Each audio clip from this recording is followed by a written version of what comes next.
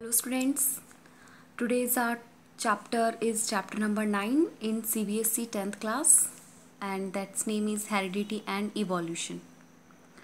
Students, chapter number 9 10th class science में NCERT में heredity and evolution इस chapter का नेम है और ये चैप्टर स्टूडेंट्स बायो से रिलेटेड है और यही चैप्टर 10th क्लास RBSC में भी है और लेकिन RBSC में ये चैप्टर नंबर 3 है राजस्थान बोर्ड के अकॉर्डिंग और इस चैप्टर का नेम वहाँ जेनेटिक्स गिवन है।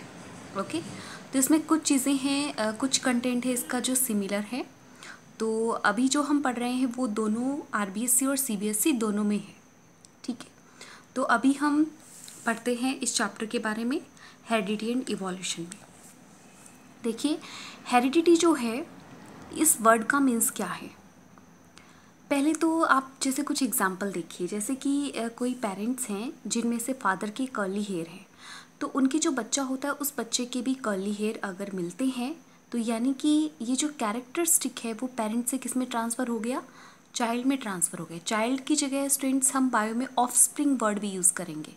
ऑफस्प्रिंग का मतलब है उनके जो बच्चे हैं वो। ठीक है, तो पेरेंट से ऑफस्प्रिंग में कर्ली हेयर वाला कैरेक्टर ट्रांसफ़र हो गया।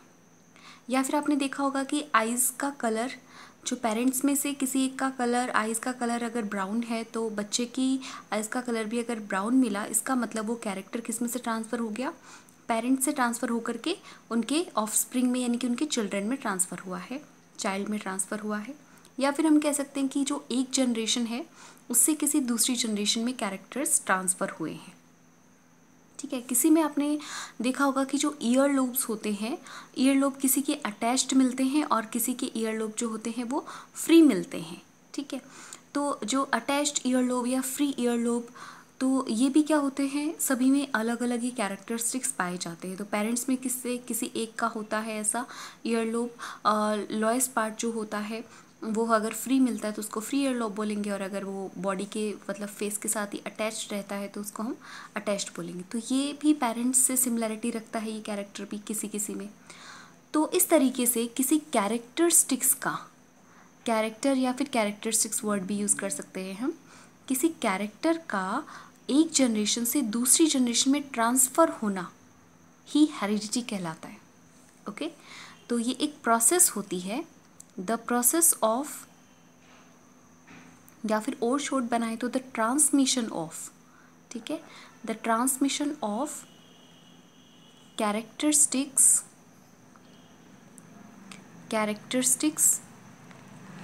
From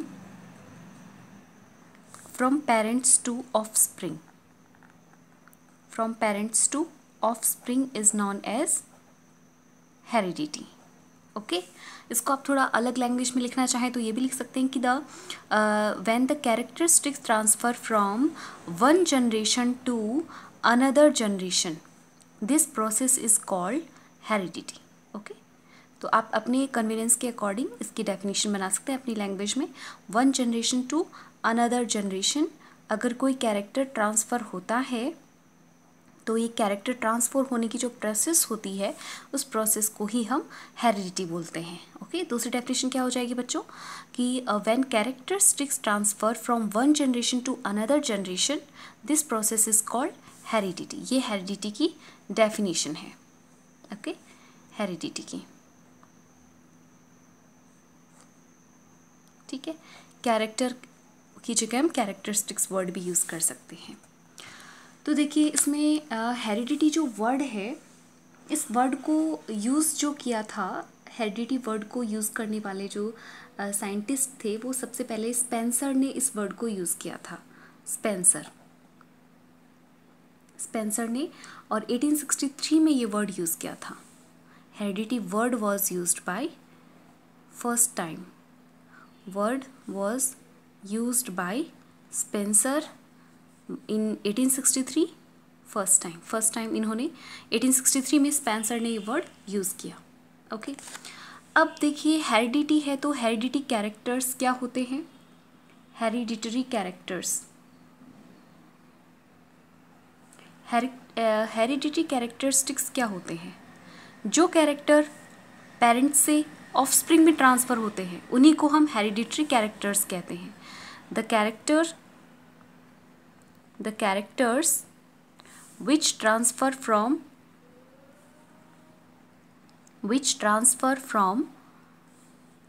parents to offspring, parents to their child, ये भी कह सकते हैं। चाइल्ड वर्ड यूज़ कर लो, ऑफस्प्रिंग यूज़ कर लो, या फिर नेक्स्ट जनरेशन भी यूज़ कर सकते हैं।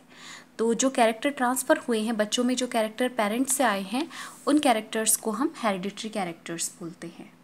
ओके स्टूडेंट्स, अब देखिए इसमें कुछ एक डेफिनेशंस हैं, उनको हमें समझना ज़रूरी है क्योंकि आगे जितने भी कॉन्सेप्ट्स आएंगे वो इन डेफिनेशन पे ही बेस्ड होंगे। ये डेफिनेशंस मतलब कुछ वर्ड यूज़ में लिए जाएंगे, आगे हमें इसके कुछ लॉज अपने को पढ़ने हैं तो उसके लिए कुछ वर्ड्स यूज़ में लिए जाते हैं, तो उन वर्ड्स की डेफिनेशन अपने को पता होनी चाहिए। तो एक तो हमने पढ़ा हेरिडिटी क्या है, हेरिडिटरी कैरेक्टर्स क्या होते हैं। अब हम देखते हैं जेनेटिक्स। जेनेटिक्स क्या है स्टूडेंट्स? जेनेटिक्स बायोलॉजी की एक ब्रांच होती है। It is a branch of biology, मतलब स्टडी करने के लिए, जैसे केमिस्ट्री है उसमें केमिकल्स की स्टडी करते हैं तो ये साइंस की एक ब्रांच है।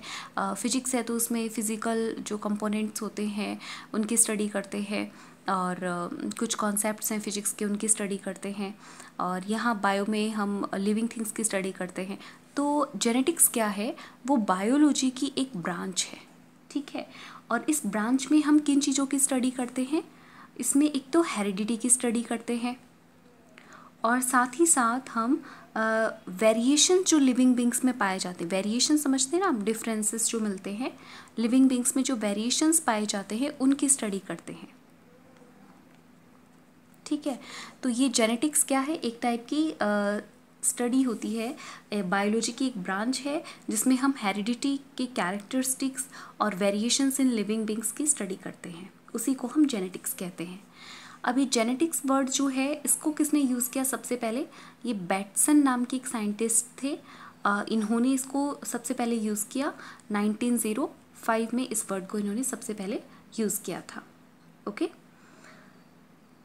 अब देखिए कुछ और डेफिनेशंस देखते हैं। आपको ये दो डेफिनेशन क्लियर होगी। हेरिडिटी की डेफिनेशन क्या होगी कि कैरेक्टरिस्टिक्स का पेरेंट्स से ऑफस्प्रिंग में ट्रांसफ़र होना, one generation to another generation characteristics का ट्रांसफ़र होना ही हेरिडिटी कहलाता है। तो इसकी डेफिनेशन हो जाएगी the transmission of characteristics from one generation to another generation, या फिर पेरेंट्स टू ऑफस्प्रिंग, या फिर चाइल्ड, इज कॉल्ड हेरिडिटी।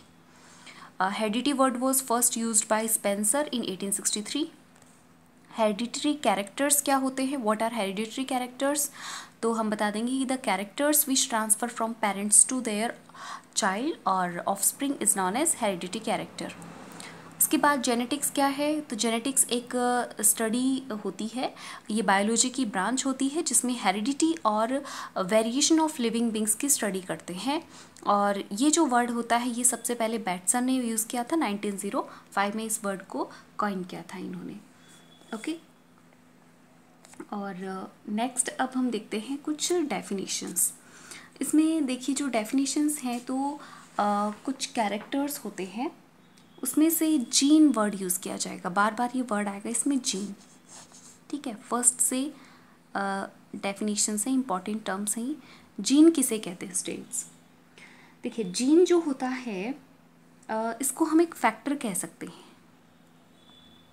ये कुछ ऐसे फैक्टर हैं जो हेरिडिटी कैरेक्टरिस्टिक्स को कहाँ से कहाँ लेके जाते हैं, ये पेरेंट्स से ऑफस्प्रिंग में हेरिडिटी ट्रेट्स को लेकर के जाते हैं। मतलब यही वो फैक्टर है जो रिस्पॉन्सिबल होता है हेरिडिटी के लिए, ठीक है।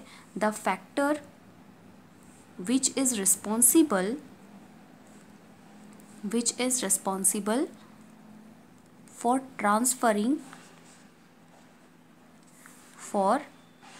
ट्रांसफरिंग हेरिडिटी, ठीक है। हेरिडिटी या फिर हेरिडिटरी कैरेक्टर्स को ट्रांसफ़र करने के लिए जो फैक्टर रिस्पॉन्सिबल है उसी को हम जीन बोलते हैं। और स्टूडेंट्स जीन जो वर्ड था ये किसने दिया था? It was given by this word was, या फिर this name was given by, the name was given by Johnson. ये वर्ड जॉनसन ने दिया था ठीक है, तो जीन की डेफिनेशन क्या हो जाएगी कि वो फैक्टर जो हेरिडिटी कैरेक्टरिस्टिक्स को ट्रांसफ़र करने के लिए रिस्पॉन्सिबल होता है, पेरेंट्स से ऑफस्प्रिंग में हेरिडिटी कैरेक्टर को लेकर जाता है, तो उसी को हम बोलते हैं जीन। और इस वर्ड को सबसे पहले यूज़ किया था या फिर नेम ही दिया था किसने, जॉनसन ने दिया था। नेक्स्ट डेफिनेशन है एलीली। एलीली की फुल फॉर्म होती है एलेलोमॉर्फ। एलेलोमॉर्फ। स्टूडेंट्स, एलीली क्या होती है? देखिए, जैसे कोई एक जीन है और कोई कैरेक्टर है, जैसे मान लीजिए हाइट है, एग्जाम्पल से समझते पहले। तो हाइट के इसमें दो टाइप होते हैं, दो फॉर्म होते हैं, या तो हाइट टॉल हो सकती है या फिर शॉर्ट हो सकती है। तो कोई भी जो कैरेक्टर होता है यानी कि जीन जो होता है, उसकी जो दो अल्टरनेट फॉर्म होती हैं, उन्हीं को हम क्या बोलते हैं, एलएलई बोलते हैं।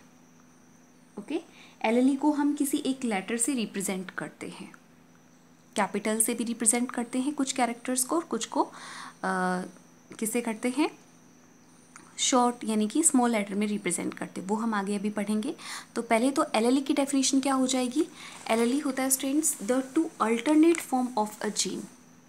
एलएलई की डेफिनेशन अगर हम समझें तो एलएलई को फुल फॉर्म में क्या बोलेंगे, एलेलोमॉर्फ। तो इसका मीन्स है कि allele are the two alternative forms of a characteristics या फिर of a gene. The to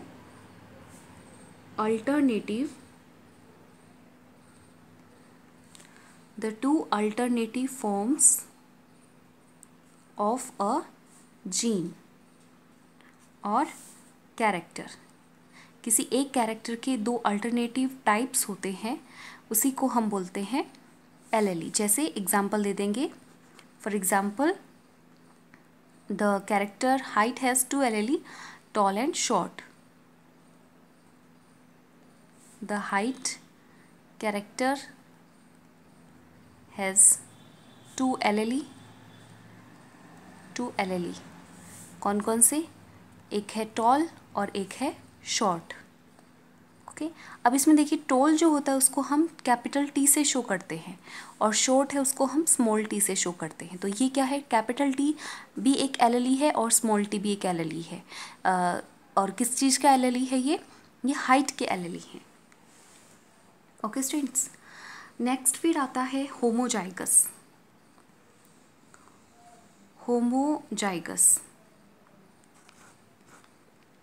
okay, तो होमोजाइगस क्या होता है स्टूडेंट्स?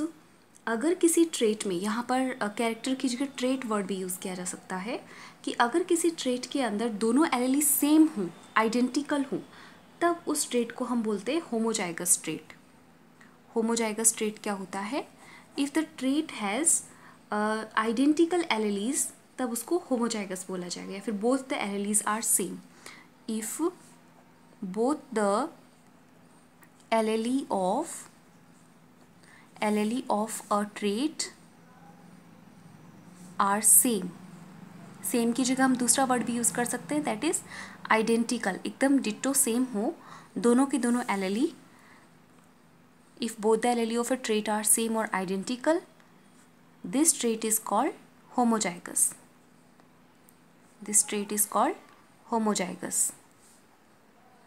उस ट्रेट को हम होमोजाइगस बोलेंगे। जैसे मान लीजिए दोनों कैपिटल टी हैं, किसी के एलएलई, किसी जीन के एलएलई दोनों कैपिटल टी हैं, तो ये होमोजाइगस हो गया। दोनों स्मॉल टी हैं तो भी होमोजाइगस है। दोनों स्मॉल आर हैं तो होमोजाइगस है। दोनों कैपिटल आर हैं तो होमोजाइगस है। लेकिन अगर कैपिटल आर स्मॉल आर दोनों एक साथ हैं तो ये होमोजाइगस नहीं है। समझ गए स्टूडेंट्स? दोनों अगर सेम होते हैं तो उसको होमोजाइगस बोलते हैं। अगर होमोजाइगस पता चल गया तो हेट्रोजाइगस का भी पता चल जाएगा। हेट्रोजाइगस क्या होता है? बिल्कुल इसका अपोजिट है। हेट्रोजाइगस ट्रेट क्या होते हैं, हेट्रोजाइगस जीन्स क्या होते हैं कि अगर किसी जीनोटाइप में दोनों के दोनों एलएलई सेम नहीं हो, आइडेंटिकल नहीं हो, डिसिमिलर हो, तब उस ट्रेट को हम बोलते हैं हेट्रोजाइगस, या फिर इम्प्योर भी बोलते हैं।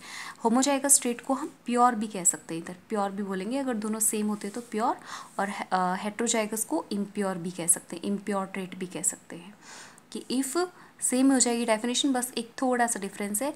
If both the alleles of a trait are not identical या फिर डिससिमिलर,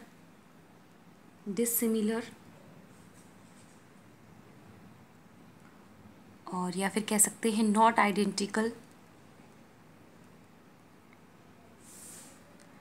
this trait will be called, this trait is heterozygous और impure। ठीक है, जैसे इसके एग्जाम्पल हैं कैपिटल टी के साथ अगर स्मॉल टी हो तो ये क्या हो गया, हेट्रोजाइगस ट्रेट है, और कैपिटल आर के साथ स्मॉल आर है तो ये हेट्रोजाइगस ट्रेट है, capital W and small W है तो ये हेट्रोजाइगस ट्रेट हो जाएंगे। ओके स्टूडेंट्स, नेक्स्ट देखते हैं हम डोमिनेंट। एक होते हैं इसमें डोमिनेंट ट्रेट और एक होते हैं रिसेसिव ट्रेट। तो डोमिनेंट ट्रेट क्या होता है बच्चों, डोमिनेंट का मतलब है कि अगर किसी जीन्स कोई भी ट्रेट होता है और उसके जो कैरेक्टर्स हैं यानी कि जो एलेली होते हैं अगर वो कैपिटल लेटर में होते हैं इसका मतलब वो डोमिनेंट होते हैं, और वो फर्स्ट जनरेशन के अंदर शो हो जाते हैं तो वो डोमिनेंट ट्रेट होते हैं। ठीक है, डोमिनेंट ट्रेट क्या होंगे कि the trait which express itself in F1 generation, the trait which express in F1 generation, F1 generation यानी कि जो पेरेंट्स जब क्रॉस करते हैं तो जो जनरेशन बनती है उसको हम बोलते हैं F1 जनरेशन, फर्स्ट जनरेशन के अंदर ही जो एक्सप्रेस हो जाते हैं उसी को हम बोलते हैं डोमिनेंट ट्रेट। और हम इसको देख करके एलएलई का क्या होता है, इसका एलएलई कैपिटल लेटर में रिप्रेजेंट होता है, the trait which express in F1 generation and represented by capital letter, represented by capital letter, capital letter से ये रिप्रेजेंट होते हैं, उसको हम बोलते हैं डोमिनेंट ट्रेट। ओके, जैसे मान लीजिए कैपिटल टी और स्मॉल टी है तो इनमें से डोमिनेंट कौन सा हुआ, कैपिटल टी हुआ, और ये जो ट्रेट है वो डोमिनेंट वाला ट्रेट शो करेगा। जैसे टॉल है तो टॉल वाला ही ये शो होगा। F1 जनरेशन में जहाँ पर कोई जीनोटाइप है, आगे जीनोटाइप की डेफिनेशन भी देखेंगे कि कोई भी जो कैरेक्टर है, कोई भी जो ट्रेट है तो अगर उसमें ये दोनों प्रेजेंट हैं तो जो अपना कैरेक्टर शो कर पाएगा वही क्या है, डोमिनेंट है। मतलब कैपिटल और स्मॉल दोनों प्रेजेंट हैं, लेकिन जो ऑर्गेनिज्म होगा उसमें कौन सा वाला ट्रेट एक्सप्रेस होगा, कौन सा वाला कैरेक्टर एक्सप्रेस होगा, जो कैपिटल में है वो ट्रेट एक्सप्रेस होगा। स्मॉल टी किसको शो करता है, यहाँ पे शॉर्ट को शो करता है। बट जो F1 जनरेशन होगी या फिर कोई भी ऐसी जनरेशन है जिसका जीनोटाइप ये कैपिटल टी और स्मॉल टी है, अगर उसका फॉर्मूला ये है तो वहाँ पर कैपिटल वाला कैरेक्टर ही एक्सप्रेस हो पाएगा। यानी कि वो जो कोई भी प्लांट है और उसका ट्रेट है कैपिटल टी स्मॉल टी, ये इसका अगर जीनोटाइप है तो उसमें कौन सा ट्रेट एक्सप्रेस होगा, कैपिटल टी वाला एक्सप्रेस होगा, और जो शो होता है F1 जनरेशन में शो होता है उसी को हम डोमिनेंट ट्रेट कहते हैं। या फिर हम कह सकते हैं कि जब दो एलेलीज हों और उन दोनों एलेलीज में से अगर एक भी उसके जैसा होता है तो वो अपने आप को शो कर देता है तो वही डोमिनेंट ट्रेट होता है। तो सीधी सी डेफिनेशन बता देंगे कि ऐसे ट्रेट जो F1 जनरेशन में अपने आप को शो कर देते हैं और जिनको हम कैपिटल लेटर से रिप्रेजेंट करते हैं उनको डोमिनेंट ट्रेट बोलते हैं। नेक्स्ट डेफिनेशन है रेसेसिव ट्रेट्स। रेसेसिव ट्रेट क्या होता है स्टूडेंट्स, अब इसका अपोजिट हो जाएगा कि ऐसे ट्रेट जो F1 जनरेशन में अपने आप को रिप्रेजेंट नहीं कर पाते, अगर उन्हें अपने आप को रिप्रेजेंट करना है तो बोथ एलेली क्या होनी चाहिए, आइडेंटिकल होनी चाहिए। They can express itself if both the alleles are same. और डोमिनेंट ट्रेट में क्या हो जाएगा, they can express their trait if even if, यहाँ तक कि even if one of the allele belongs to him, belongs to it, अगर दोनों में से एक भी उसके जैसा मिल जाए तो भी वो अपने आप को एक्सप्रेस कर देगा, तब वो डोमिनेंट ट्रेट है। लेकिन रेसेसिव ट्रेट में क्या होना चाहिए, दोनों की दोनों एलेलीज सेम होनी चाहिए। तो इसमें हम पहले तो बताएंगे इस डेफिनेशन के अकॉर्डिंग कि the trait which cannot express itself in F1 generation, पहली बात तो ये F1 जनरेशन में अपने आप को शो नहीं कर पाता, और इसको किस तरीके से रिप्रेजेंट करते हैं, and represented bye represented by small letters, ये स्मॉल लेटर से रिप्रेजेंट होते हैं और ये अपने आप को तभी एक्सप्रेस करेंगे अगर किसी जीनोटाइप में दोनों की दोनों एलेलीज सेम हो। एंड यहाँ पर दे आएगा दे कैन एक्सप्रेस देयर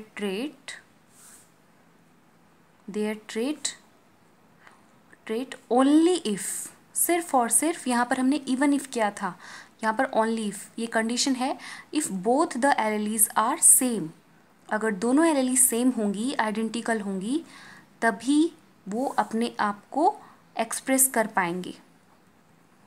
तो ऐसे ट्रेट को हम क्या बोलते हैं, रेसेसिव ट्रेट। जैसे स्मॉल टी है तो इसका कैरेक्टर कैसा होगा, ये शॉर्ट होगा, ठीक है। अगर कैपिटल टी स्मॉल टी हुआ तो ये क्या होगा, ये टॉल होगा।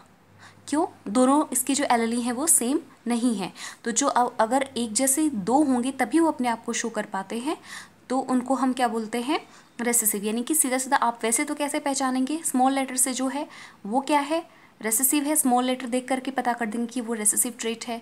एक वो अपने आप को तब तक शो नहीं कर पाता जब उसकी जैसा एक और एलेली नहीं हो, दोनों सेम होंगे तभी वो अपने आप को शो कर पाएगा, और ये F1 जनरेशन में शो नहीं होते। तो ये वाला क्या हो गया, रेसेसिव हो गया स्मॉल टी, और कैपिटल है वो डोमिनेंट हो गया। ओके स्टूडेंट्स, एक बार रिपीट करते हैं ये प्रॉपर्टीज़ क्विकली। ये देखिए हमने पढ़ा हेरिडिटी और हेरिडिटी कैरेक्टर्स तो हम रिवाइज कर चुके थे। जीन क्या होते हैं, ऐसे फैक्टर जो हेरिडिटरी कैरेक्टर्स को पेरेंट्स से ऑफस्प्रिंग में ट्रांसफ़र करते हैं, उन फैक्टर को हम जीन बोलते हैं, और this name was given by Johnson ने ये नेम दिया था। फिर एलेली की फुल फॉर्म एलेलोमॉर्फ होती है।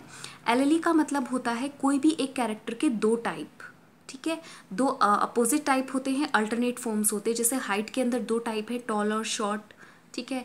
और जैसे कि कोई सीड है तो सीड के अंदर जैसे पी प्लांट होता है तो पी प्लांट का सीड है, उसमें एक रिंकल्ड होता है और एक एकदम राउंड शेप होती है, तो रिंकल्ड राउंड उसके दो टाइप हो गए। तो हर एक कैरेक्टर के दो दो टाइप होते हैं, तो इसलिए हम एलेली की डेफिनेशन क्या देंगे कि the two alternative forms of a gene, एक जीन के दो अपोजिट फॉर्म्स जो होते हैं उसी को हम एलेली कहते हैं। जैसे हाइट कैरेक्टर है तो उसके दो एलेली कौन हो गए, टॉल एंड शॉर्ट जो कैरेक्टर है वो एलेली हो गए इसके टू। होमोजाइगस ट्रेट क्या होते हैं, इसको हम प्योर ट्रेट भी बोलते हैं, कि अगर किसी जीनोटाइप में, अगर किसी ट्रेट में दोनों की दोनों एलेली सेम हो तब उसको हम प्योर बोलते हैं, या फिर होमोजाइगस ट्रेट बोलते हैं। जैसे कैपिटल टी दोनों सेम है, कैपिटल्स की जगह स्मॉल टी है तो ये भी दोनों आइडेंटिकल है, तब तो ये होमोजाइगस ट्रेट है। लेकिन अगर दोनों एलेली किसी भी कैरेक्टर के अपोजिट हों या फिर डिफरेंट हों तो उसको हम हेट्रोजाइगस ट्रेट बोलते हैं, इनको हम इम्प्योर भी बोलते हैं, ठीक है।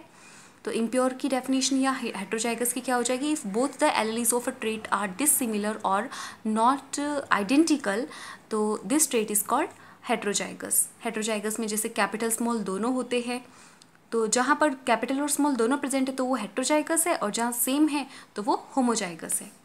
डोमिनेंट ट्रेट क्या होते हैं, ट्रेट का मतलब कैरेक्टर है यहाँ, तो डोमिनेंट ट्रेट वो ट्रेट होते हैं जो F1 जनरेशन में शो हो सकते हैं।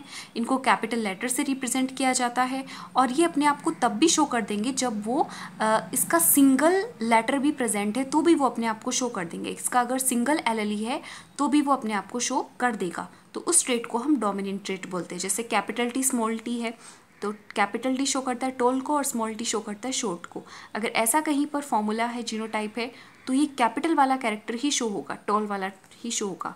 जैसे कैपिटल आर स्मॉल आर है तो कैपिटल आर शो करता है राउंड को और स्मॉल आर शो करता है रिंकल्ड को। तो इनमें से जो प्लांट होगा वो कैसा होगा, उसके सीड कैसे होंगे, राउंड होंगे, क्योंकि कैपिटल प्रेजेंट है तो वो खुद को ही शो करेगा। ये जो दूसरा वाला है वो अपने आप को शो नहीं कर पाएगा। तो जो सेकंड वन है स्मॉल लेटर से रिप्रेजेंट किया है जिसको, वो क्या कहलाता है, वो रेसेसिव ट्रेट होता है। रेसेसिव की डेफिनेशन क्या हो जाएगी कि ऐसे ट्रेट जो अपने आप को F1 जनरेशन में शो नहीं कर पाते, जिनको हम स्मॉल लेटर से रिप्रेजेंट करते हैं, और ये अपने आप को तभी रिप्रेजेंट करेंगे जब दोनों के दोनों कैसे हो, आइडेंटिकल हो। जब ऐसा होगा फॉर्मूला स्मॉल आर, तब वो सीड कैसा होगा, तब वो रिंकल्ड होगा, तब वो अपने आप को कैरेक्टर को शो कर पाएगा जब उसके बोथ एलेलीज सेम होंगे, तो ऐसे को हम रेसेसिव ट्रेट बोलेंगे कि the trait which can not express itself in F1 generation and represented by small letters and they can express their trait only if both the alleles are same और identical.